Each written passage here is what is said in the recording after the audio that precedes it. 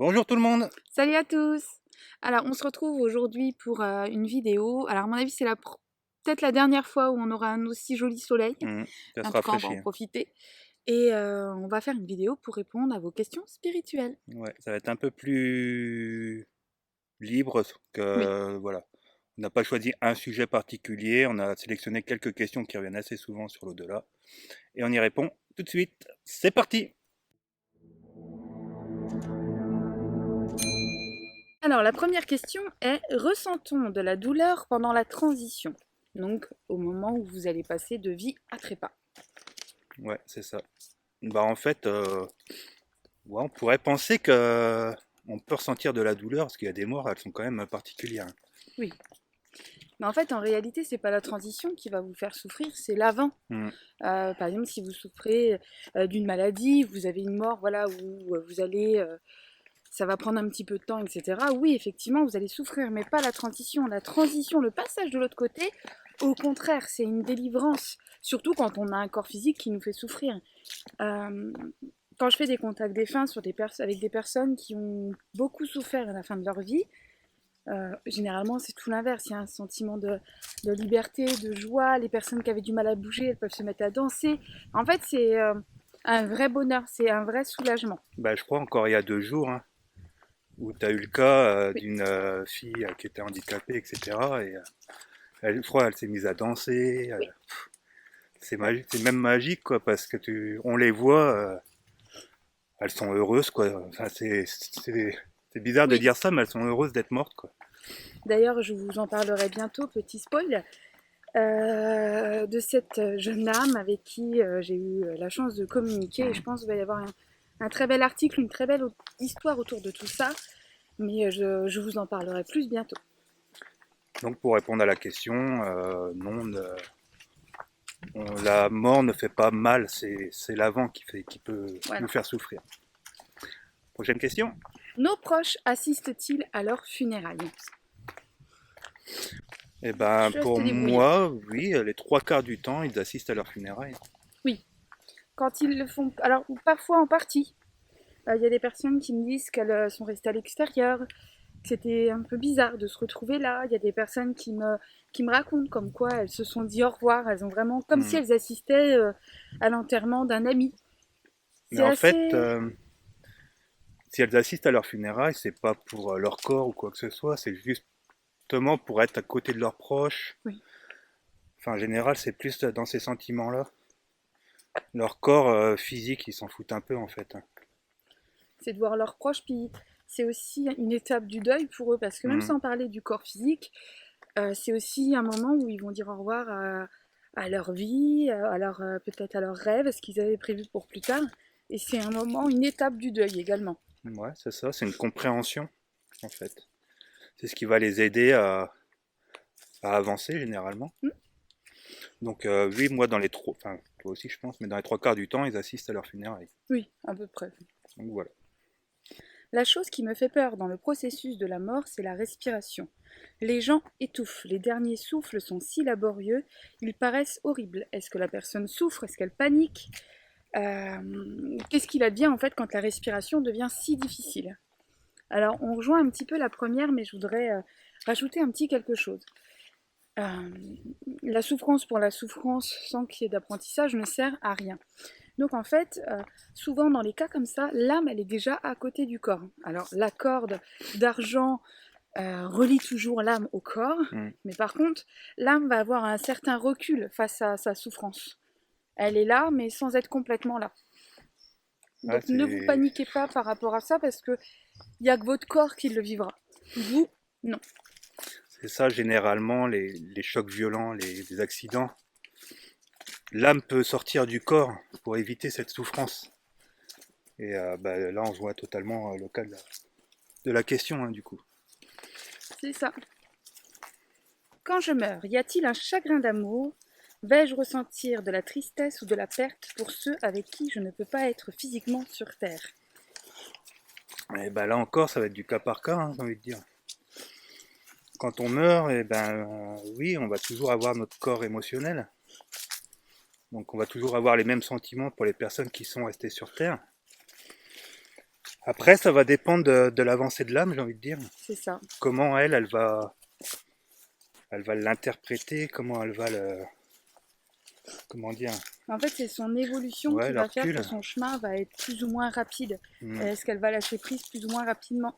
Elle va ressentir, en fait, les âmes, quand elles sont de l'autre côté, faut pas oublier qu'elles ont toujours des guides, elles ont toujours un être essentiel, donc elles sont toujours aidées, elles sont pas laissées à l'abandon de l'autre côté. Donc en fait, elle va ressentir, elle va finir par ressentir ces choses-là, cette espèce d'évidence de faut que j'aille ailleurs, c'est pas le bout du chemin, là, je suis pas arrivée à destination. Et au fur et à mesure, elle va ressentir l'amour, etc. Enfin, elles sont aidées.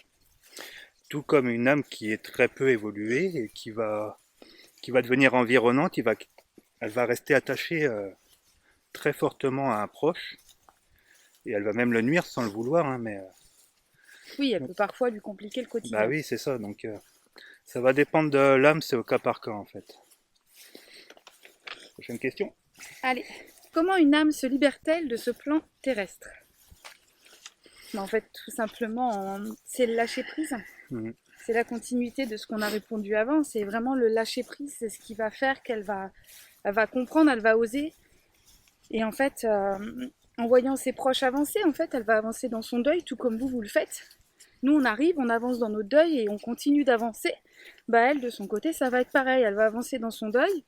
Et puis, bah, être de l'autre côté, pour elle, ça va être bon un temps, mais à un moment donné, bah, ça va être vite frustrant parce qu'elle est avec vous, mais vous la voyez pas. Enfin, elle va être beaucoup dans l'attente. Ouais, puis ça va se faire naturellement. Au bout d'un moment, elle va Voilà. comprendre et puis elle va avancer. Donc plus elle va se rapprocher des plans supérieurs, plus elle va se détacher naturellement du plan terrestre en fait. Un processus qui se fait naturellement. Alors, comment puis-je aider quelqu'un à faire la transition sans peur? Alors, c'est en fait, il ne faut pas chercher forcément à éliminer la peur. Quand on arrive tous à nos derniers instants, la peur, elle est normale. Donc, en fait, il ne faut pas chercher à éliminer cette peur, mais en tout cas à aider cette personne à essayer de l'alléger le plus possible. Et que cette personne garde un contrôle sur cette peur-là pour pas qu'il y ait des crises d'angoisse complètement... Enfin, qu'on se noie dedans, enfin que ce soit l'horreur. Ouais, si vous avez regardé la dernière vidéo que j'ai fait, comment aider un proche à passer à la lumière, je lui dis bien souvent qu'il faut lui parler, qu'il faut le rassurer. C'est simple en fait, hein, il vous entend donc faut trouver les bons mots et les bonnes intentions. Et puis il n'y a pas plus à faire en Et fait, hein. forcez pas, parce que si jamais votre proche n'a pas les mêmes croyances que vous, Ouais. ne forcez pas, ça va juste le braquer, ça va le gonfler en fait. Donc, vous avez dit les choses, il les a entendues, c'est suffisant en fait, il n'y a pas besoin de chercher à le convaincre à tout prix. Il aura les informations au moment où il en aura besoin, puisque vous lui avez donné. Comme je dis des fois, nous on le fait, un mensonge pieux en fait. C'est un mensonge qui est nécessaire. C'est pas fait méchamment, mais c'est fait pour l'aider à avancer. Et lui, quand il passera la lumière, il comprendra pourquoi vous l'avez fait. Y a-t-il quelque chose qui s'appelle les limbes, ou comme un purgatoire, ou peut-être doivent-ils faire pénitence pour les choses qu'ils ont fait de mal dans la vie? Bah là, on est un peu dans les croyances religieuses, hein, j'ai envie de dire. Ce besoin de purger ses peines, Ouais, d'être puni. voilà, de... Non, c'est pas comme C'est ça pas que dans ça nos marche. croyances, on va dire. Bah, en tout cas, nous, avec toutes les âmes auxquelles on a discuté, ça commence à en faire une paire. Oui, On n'a jamais rencontré ça. Jamais, jamais, jamais. À savoir, toutes nos incarnations, on les prépare avant de venir, avec des guides spirituels. Même si on a choisi de faire un acte haut qui nous paraît horrible, bah pourquoi on serait puni pour ça, puisqu'on l'a décidé de le vivre avec nos guides spirituels avant de s'incarner. c'est ça. Je Alors ça veut comprends pas pas. dire que vous avez le droit de faire tout et n'importe quoi dans cette vie-là en vous disant Bien sûr. de toute façon, bah, peu importe. Parce que bah, si c'est pas sur votre chemin, mais en fait vous allez juste perdre du temps et puis c'est pas le but non plus de faire n'importe quoi. Par contre, là où je répondrais à cette question dans le sens où est-ce qu'il peut y avoir un enfer, hein, on va dire le mot parce que je pense que c'est ça. Mmh. Alors, il faut savoir que de l'autre côté, sur le plan astral, quand l'âme va mourir, quand elle va être sur le plan astral, elle va se créer son endroit. Donc, c'est pas impossible qu'une âme puisse se créer son propre enfer, qu'elle se crée un endroit avec ses propres peurs, ses propres tourments, où elle puisse revivre certaines scènes, etc. Donc si un jour quelqu'un vous parle d'enfer, parce qu'effectivement elle voit votre proche dans telle ou telle situation, comprenez bien que c'est juste, enfin, c'est l'enfer que votre proche s'est créé, qu'il a besoin de travailler, qu'il a besoin d'évoluer, mais que ce ne sera pas permanent, qu'il va pouvoir le quitter, qu'il va pouvoir vivre mieux après. Ben, c'est ça, de toute façon, que tu sois dans l'astral, l'astral c'est créateur, donc que tu sois en bas comme en haut de l'astral, et ben tu crées en conséquence. Donc là, si tu as commis pas mal d'actes, on va dire, pas terribles, de souffrance, etc., tu vas te retrouver dans le bas astral, et tu vas créer, ouais, comme dit Cindy, ton enfer en fait. C'est ça. Au même titre, j'en parlais ce matin avec Elisa d'ailleurs, je pense que nos solars dans le film, le monsieur il a capté effectivement une âme, mais pour moi il a capté une âme sur le plan mental, qui s'est créé un paradis de la manière dont elle l'imagine, avec ses croyances, etc. Je pense que la même chose peut exister avec la version moins positive, avec la version de l'enfer. C'est clair. Alors, mourrons-nous seuls? Non, jamais. On meurt jamais seul. Même si ici, sur le plan physique, on a l'impression de mourir seul, de l'autre côté, on est toujours accompagné en fait. C'est ça. Quoi qu'il arrive, tant que vous n'êtes pas monté à la lumière, vous avez un être existentiel et vous avez des guides. Donc vous n'êtes jamais tout seul. Donc ne vous inquiétez pas trop pour votre proche. Alors je sais que c'est plus facile à dire qu'à faire, mais ne vous inquiétez pas trop parce que quoi qu'il arrive, il n'est pas tout seul. On ne le laisse pas se dépatouiller. Bon bah il est mort, maintenant on ne s'occupe plus de lui. Non. Non, ça n'arrive jamais, hein. Franchement. C'est pour ça que c'est important de travailler son incarnation ici, pour que ce soit plus facile de l'autre côté, quoi. La version de l'au-delà que nous obtenons dépend-elle de nos croyances? Bah oui, c'est un peu ce qu'on vient d'expliquer, hein, de toute façon, hein. C'est un plan créateur, donc forcément, si demain vous mourrez, vous êtes dans l'astral et que vous avez envie de créer votre propre ville avec une école, une église, C'est ça. ce que vous voulez, vous allez le créer en fait. Ça va prendre forme, hein, c'est un plan créateur. Il n'y a pas rien, hein, c'est comme ici, un autre plan, il y a plein de choses, et ben là-haut c'est pareil. Et à la lumière, comment ça se passe? De quoi à la lumière? À la lumière, est-ce qu'on crée? Est-ce que ce qu'on va vivre là-bas, est-ce que ça va ressembler à ce qu'on vit ici, selon nos croyances, selon tout ça? Ben, J'aurais tendance à dire non. c'est différent, ouais. Ouais. La vibration est différente. Déjà parce qu'on n'est pas les mêmes. Donc forcément, vos croyances en tant qu'être existentiel ne seront plus les mêmes quand vous aurez retrouvé la fusion avec votre être essentiel, avec votre âme complète. Et puis c'est beaucoup plus subtil. Là on est dans les plans supérieurs, dans nos corps supérieurs. Donc là c'est beaucoup moins dense, beaucoup moins créateur. Donc en fait là on va être plutôt dans des émotions, dans des sensations, plutôt que dans des choses matérielles, etc. En fait.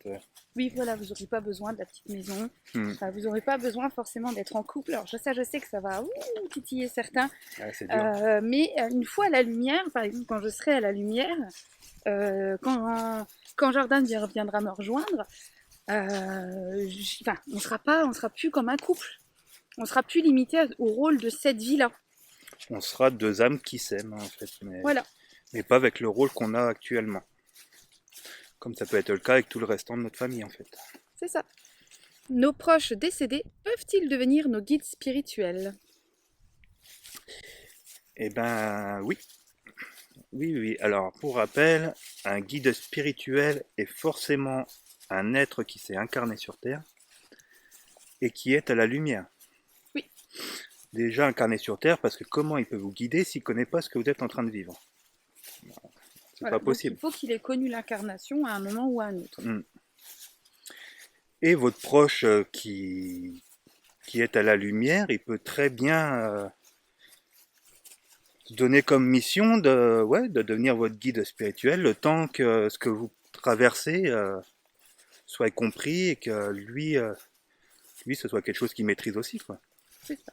Et par contre, ça ne sera pas forcément que des proches à vous, pas forcément que des personnes que vous avez connues ou avec qui vous avez vécu une vie de dingue, avec un lien fort. En fait, ça sera une âme qui sera capable de vous aider et qui aura les connaissances et l'expérience pour vous aider à traverser une épreuve, un chemin de vie en tout cas, mais pas celui qui vous aime le plus. Ouais, Donc c'est ça. ne soyez pas déçus si lors d'une guidance ou je sais pas, lors d'un contact ou aux caisses, quand vous demandez qui sont vos guides, bah, si vous obtenez pas, je sais pas, Tata Monique, votre grand-mère, bah, c'est pas grave en fait. Ça veut pas dire que ces personnes-là, ces âmes-là, ne seront pas là le jour où vous en aurez besoin.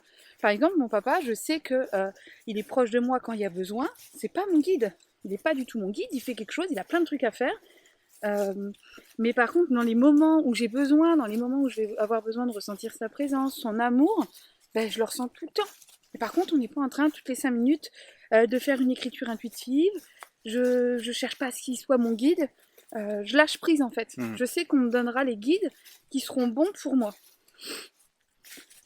Est-ce que je me souviendrai de ma vie? Alors, deux cas de figure. Il va y avoir déjà l'âme qui est décédée d'une mort violente lors d'un accident, une crise cardiaque. Et bien souvent, elle ne se rend pas compte. C'est tellement soudain qu'elle prend pas conscience de sa mort. Et du coup, dans ce cas-là, forcément, elle va pas se souvenir de sa vie. Pour elle, elle est encore vivante, elle va même continuer à faire ce qu'elle faisait de son vivant. Elle va se souvenir de sa vie, mais pas de sa mort en réalité. Elle va Oui, avoir ben oublié voilà. un épisode. Alors, vous allez me dire, mais comment on peut ne pas se rendre compte qu'on est mort, puisque notre vie, elle ne continue pas, notre vie, elle s'arrête, elle change du tout au tout. Et bien en fait, tout simplement, le déni. Le déni, le choc, c'est brutal, c'est violent. Et parfois, notre cerveau, alors vous allez me dire, oui, mais quand il est mort, il n'a plus de cerveau. Oui, mais alors, en fait, on a une conscience, on a toujours ce côté astral, ce côté, les émotions, etc. Et parfois, on va, pour éviter un choc, on va prendre un petit peu notre temps pour recevoir les informations au fur et à mesure. Après, notre vie, oui, on s'en souvient, hein, même une fois passé à la lumière et qu'on a Bien perdu sûr. nos différents corps, ça fait partie de nous en fait. Hein. C'est ça. Dites-vous que votre être existentiel actuel fera toujours partie de votre être essentiel, en fait. Tous ces souvenirs-là, toutes les choses, les expériences, ça fera toujours partie de l'être essentiel. Et d'ailleurs, ce que vous avez vécu dans cette vie, ce que vous allez apprendre, toutes vos expériences, serviront dans la vie prochaine, où en fait, votre être essentiel, donc une partie de vous, enverra les informations au nouvel être existentiel, en fait. Bah c'est ça en fait, c'est pour ça qu'on récupère la mémoire de toutes nos vies en fait. C'est pour évoluer, sinon ça n'a pas de sens. Aucun intérêt. Bah oui, si on oublie tout, comment on évolue? Donc oui, on se souvient de nos vies. C'est vraiment joli ce petit coin-là. Ouais, c'est vrai que c'est chouette. Il fait encore un petit peu trop chaud pour moi. Mais c'est ça. Moi, c'est les derniers jours, je pense. Hein. Tant mieux. On se ferait pas une petite question? Allez. Mon être cher peut-il me voir ou m'entendre depuis l'au-delà? Oui. Bien Bah sûr oui, que oui. parce que rappelez-vous, on a dit que tout est créateur de l'autre côté. C'est ça. Donc en fait, vos mots, vos pensées dirigées, vos émotions dirigées vers votre proche vont lui parvenir en fait, ça va s'enregistrer. Et même s'il l'a pas sur l'instant, il l'aura plus tard en fait. C'est comme un peu un cahier et puis ça va être marqué dessus et puis il pourra le consulter quand il veut. C'est ça. Et dites-vous que même si votre proche n'est pas capable de recevoir, par exemple, des mots très précis, si par exemple vous lui dites je ne t'en veux plus, je t'aime, avance, ou tu nous manques, ou enfin peu importe, même si sur l'instant il n'est pas capable d'entendre les mots précis que vous avez utilisés, par contre vous, l'intention d'amour, ou même de colère, hein, parfois on a le droit aussi d'être en colère, mais toutes les intentions que vous allez mettre dans vos mots, il va les recevoir. Donc en fait ça il l'aura quoi qu'il arrive. Ouais, donc c'est ça, il n'y a pas de souci. Et, parlez-lui autant que vous le pouvez, envoyez-lui de l'amour, il le recevra C'est ça. et ça lui sera que bénéfique. Mon père décédé est-il au courant de son nouveau petit-fils? Oui.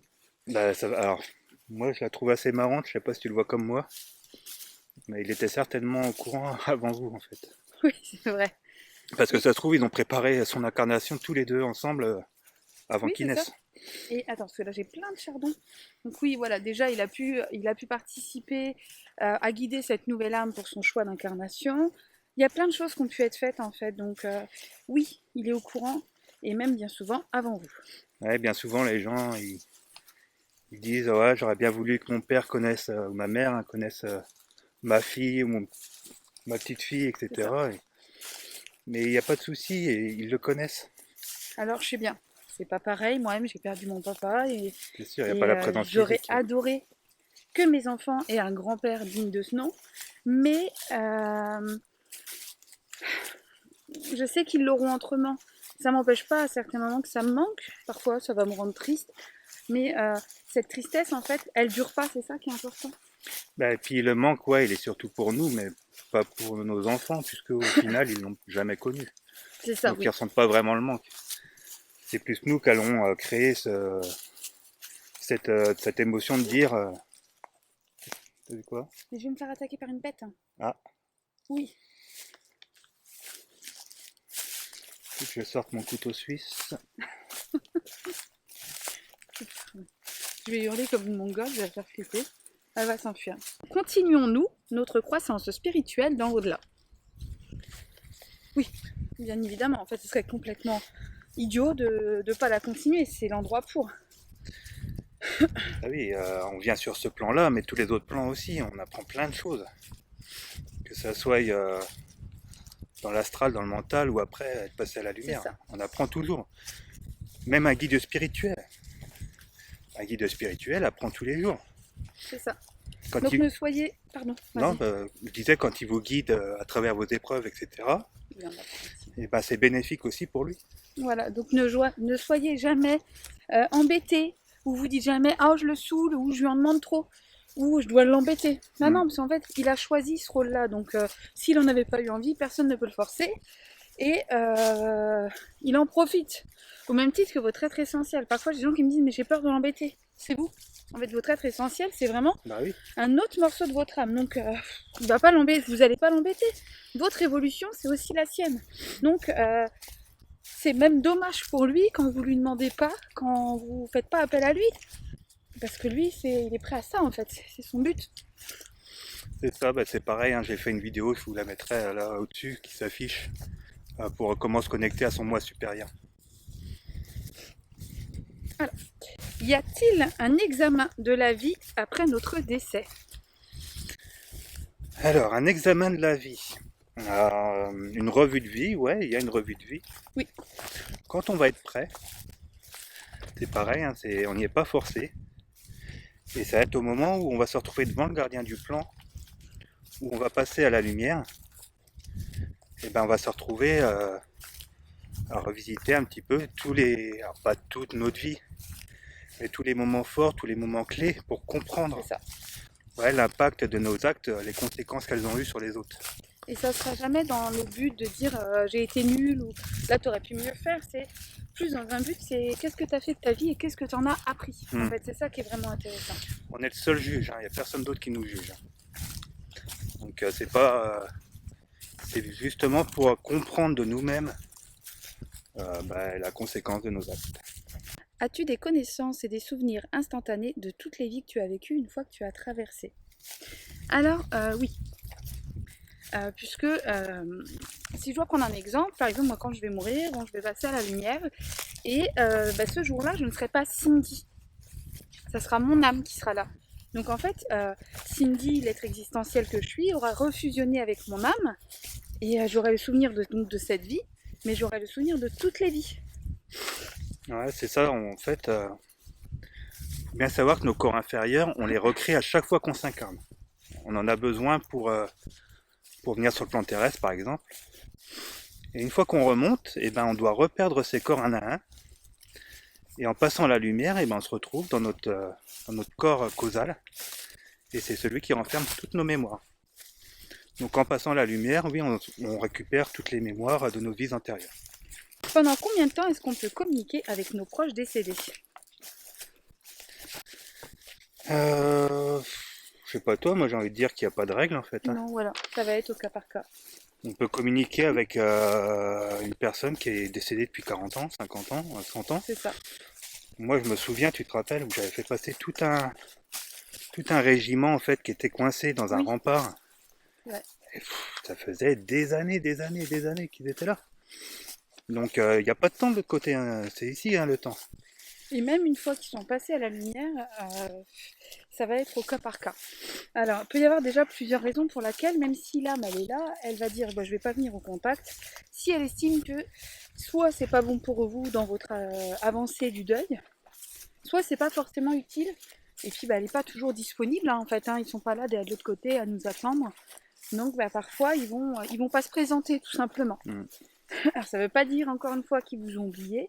Ça veut pas dire qu'ils vous aiment plus. Ça veut juste dire que bah, ils ont un petit peu autre chose à faire et que du coup ils avancent.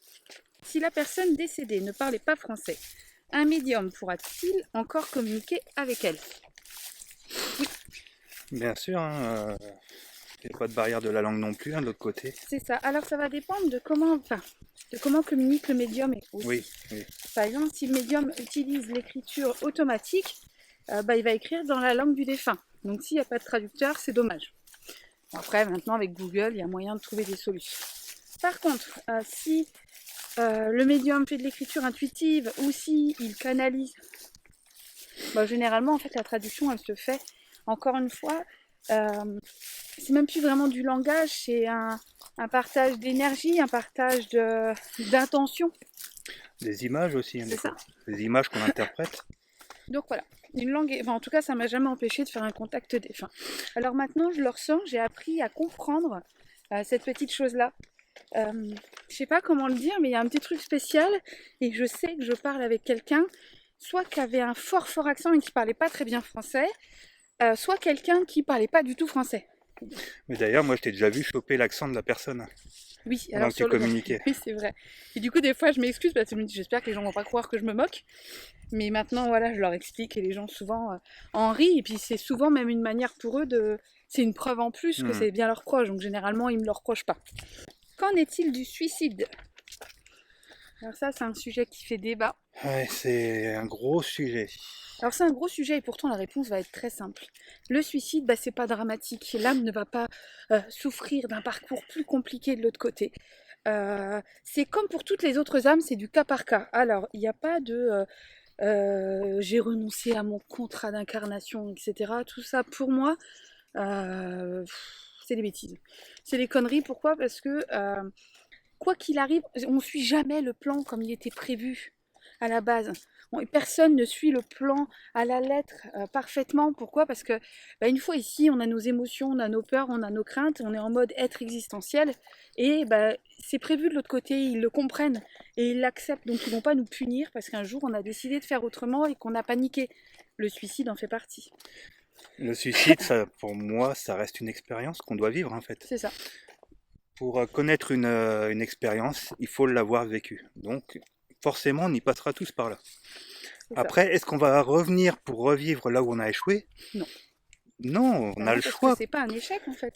Et puis, et si, peut-être plus tard, dans 10, 15 vies, si l'âme décide de revivre ses expériences, eh ben, elle le revivra, mais elle a le choix. Mais pas pour corriger une erreur. Hmm. Parce qu'en fait, ce qui est intéressant, s'il y a un apprentissage autour du suicide, ce qui est intéressant, c'est d'avoir le rôle bah, du suicidé. Forcément, on va apprendre, même de plusieurs manières. Donc, on ne va pas apprendre que d'une manière, donc on peut le faire plusieurs fois. Et puis, bah, ça va être aussi intéressant d'avoir le rôle de la personne, d'un proche, de celui qui suicide. Ça va être intéressant d'être peut-être même le médecin qui accompagne les personnes qui ont fait des tentatives de suicide. Enfin, en fait, tous les rôles autour de ça vont être intéressants. Ouais, c'est ça. Donc voilà, c'est pour ça que parfois bah, on peut avoir le sentiment de se répéter ou avoir le sentiment, c'est juste qu'on apprend les choses d'une autre manière sous un autre rôle. Eh ben, écoute, je crois qu'on a fait le tour, hein. Bon, je pense que c'est pas mal. On a sélectionné les questions qui revenaient le plus souvent. Oui, et puis on pourra en faire d'autres des vidéos Ouais, comme ça, il n'y a pas de voilà. souci. Généralement, on vous demande avant de nous poser pas mal de Oui, questions, et puis comme ça, on fait une vidéo où on répond à tout. Eh ben, comme d'habitude, oui, un petit pouce bleu puis on s'abonne. N'hésitez pas à commenter. ouais, c'est C'est pareil, ça. hein, on regarde tous les commentaires et puis on essaye d'y répondre. Oui. En attendant, on vous dit à bientôt pour une nouvelle vidéo. On vous fait plein de gros bisous. Salut, salut! Salut!